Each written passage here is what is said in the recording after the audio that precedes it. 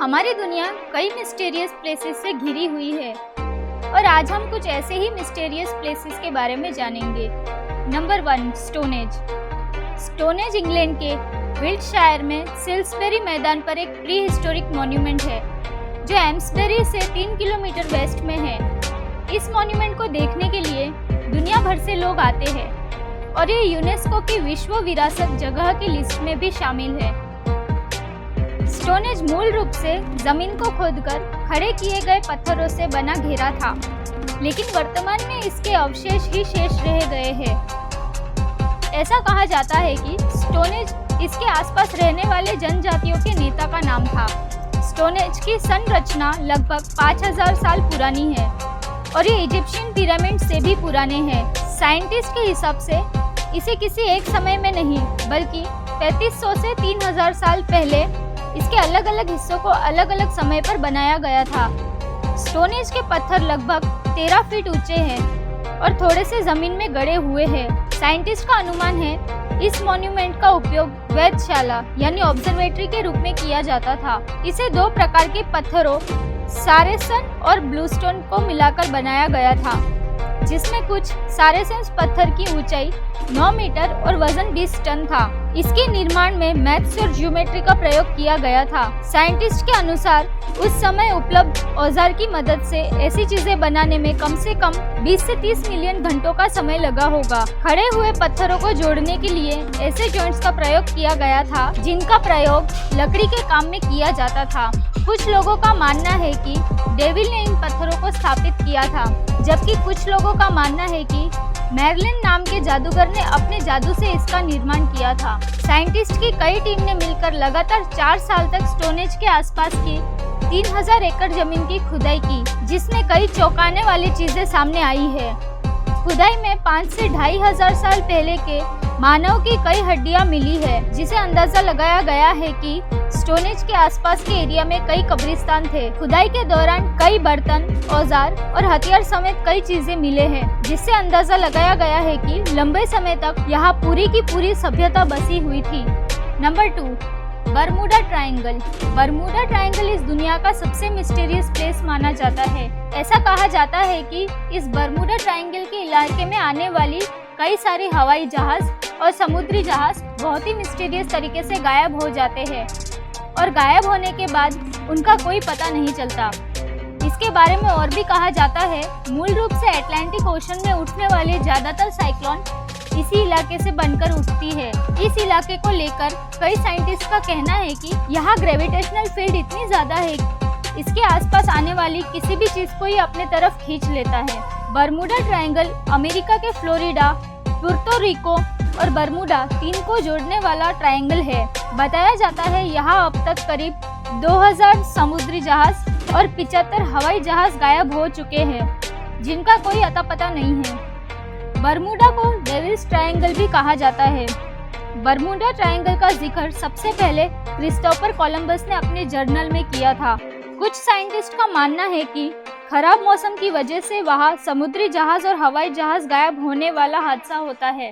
Colorado के scientist का कहना है यहाँ हेक्सोनल क्लाउड्स बनते हैं जो हवा में एक बम विस्फोट के बराबर है और उनके साथ 170 मील पर आवर की रफ्तार वाली हवाएं होती है। ये बादल और हवाएं ही मिलाकर पानी और हवाओं में मौजूद जहाजों से टकराते हैं और फिर वो कभी नहीं मिलते हैं।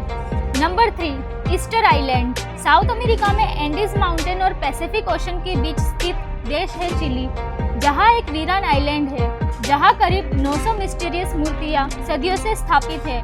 इस आइलैंड का नाम है ईस्टर आइलैंड। इस आइलैंड पर स्थापित मूर्तियों को मोई नाम से जाना जाता है। ये मूर्तियाँ लगभग 100 टन वजनी और 30 से 40 फीट लंबी है और इन मूर्तियों की सबसे खास बात ये है कि ये सभी एक जैसी लगती है दिखने में, जैसे इन सभी को एक ही सांचे में ढला गया हो। लेकिन इन मूर्तियों को बनाने का क्या रहस्य रहा होगा, इसे कोई नहीं जानता।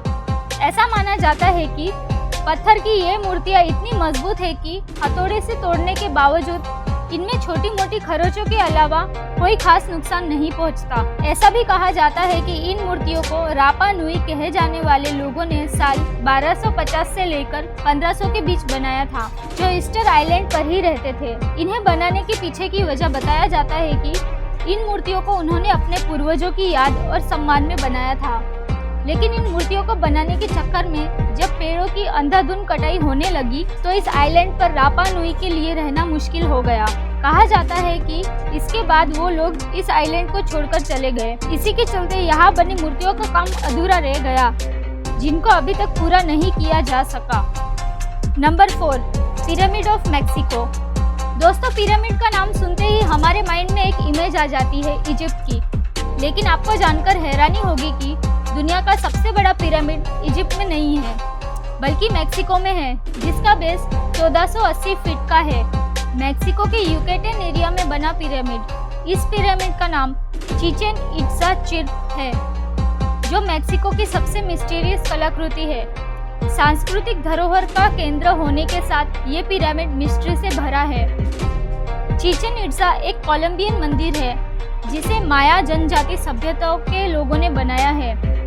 इस मंदिर की सबसे बड़ी खासियत ये है कि यहाँ नीचे खड़े होकर ताली बजाने पर आवाज रिफ्लेक्ट होकर चिड़ियों की तरह आवाज सुनाई देती है। साल 1998 में कैलिफोर्निया के साउंड एक्सपर्ट डेविड लुबमैन ने यहाँ पर रिसर्च किया। उनके बाद कई साउंड एक्सपर्ट यहाँ रिसर्च करने आए, लेकिन किसी भी नतीजे पर नहीं पहुँच पाए। बेल्जियम यूनिवर्सिटी के साइंटिस्ट निको डिक्लेर्स ने इस पिरामिड पर रिसर्च करते हुए ये भी नोटिस किया कि पिरामिड की सीढ़ियाँ चढ़ने पर ऐसी आवाज़ निकलती है जैसे बाल्टी में बारिश का पानी गिर रहा हो।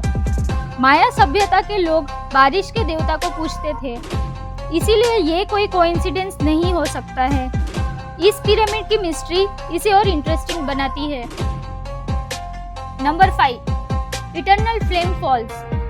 दुनिया के कुछ रहस्य ऐसे हैं जो लोगों को सोचने पर मजबूर कर देते हैं। ऐसा ही एक रहस्यमय झरना है जहां सालों से एक आग की लौ जलती रहती है। यह अनोखा झरना न्यूयॉर्क के चेस्टनट रिज काउंटी पार्क में स्थित है, जिसे इटर्नल फ्लेम फॉल्स कहा जाता है। इस झरने की खासियत ये है कि यहाँ साल भर पानी बहता रहता है और उसी के नीचे एक आग की लौ लगातार जलती रहती है। इंडियाना यूनिवर्सिटी के साइंटिस्ट द्वारा एक रिसर्च की गई है, जिसके मुताबिक चट्टान के नीचे से मीथेन गैस निकलती है। ऐसा माना जाता है कि 20वीं सदी की शुरुआत में ही किसी ने यहाँ आग लगाई होगी, जो अब तक लगातार जल रही है। Number 6, Richard structure. अफ्रीका के सहारा रेगिस्तान के बीचों बीच बना 50 किलोमीटर लंबा और चौड़ा रिचार्ड स्ट्रक्चर, जिसे आई ऑफ अफ्रीका भी कहा जाता है, रहस्यों से घिरा हुआ है। कहा जाता है कि ये आई स्ट्रक्चर इतना विशाल है कि इसकी आकृति स्पेस से भी दिखाई देती है। कुछ साइंटिस्ट का कहना है कि ये स्ट्रक्चर एलियन द्वारा बनाया गया है। हालांकि साइंटिस्ट ने लंबी रिसर्च के बाद जो अंदाजे लगाए हैं वो काफी फैक्चुअल साबित होते हैं। कहा जा रहा है कि सहारा की ये इलाका पूर्व में पूरी तरह से समुद्र से ढका हुआ था। धीरे धीरे बदलाव आते गए और ये इलाका रेगिस्तान में बदलने लगा। पानी से सिकुड़ते स्वरूप के चलते रेत और पानी से मिलकर एक ऐसी आकृति का निर्माण कर दिया जो दिखने में आँख की तरह यानी आई जैसी लगने लगी, लेकिन ये पूरी तरह से साबित नहीं हो पाया है। Number 7, Nazca lines. South America देश पेरू, जहाँ नास्का लाइन्स है, जो 2500 साल पहले की बताई जाती है। इन फेमस नास्का लाइन्स के बारे में ये थियरी सामने आई कि एलियंस को अट्रैक्ट करने के लिए ये लाइन्स बनाई गई। ये डिजाइन एक सीरीज में बड़ी डिजाइन्स की तरह है, जिसमें कई तरह के जानवर बनाए गए हैं। कई तो ह्यूमन फिगर्स भी बने हुए हैं। यहाँ 800 स्ट्रेट लाइन्स है, जिनमें 300 ज्योमेट्री डिजाइन बने हुए हैं, जिनमें से 7 एलियन और प्लांट की डिजाइन है। इनमें से कुछ 370 मीटर लंबे हैं। ये पैटर्न ऐसे बने हैं कि इन्हें सिर्फ स्पेस से ही देखा जा सकता है। Number 8, zone of silence. लगभग इस जगह पर जाते ही सारे इलेक्ट्रोमैग्नेटिक सामान एकदम से काम करना बंद कर देते हैं। रिसर्च भी अब तक ये नहीं खोज कर सके कि आखिर इस रेगिस्तान में रेडियो फ्रिक्वेंसी क्यों बेकार हो जाती है। यही वो जगह है जिसे जोन ऑफ साइलेंस भी कहा जाता है।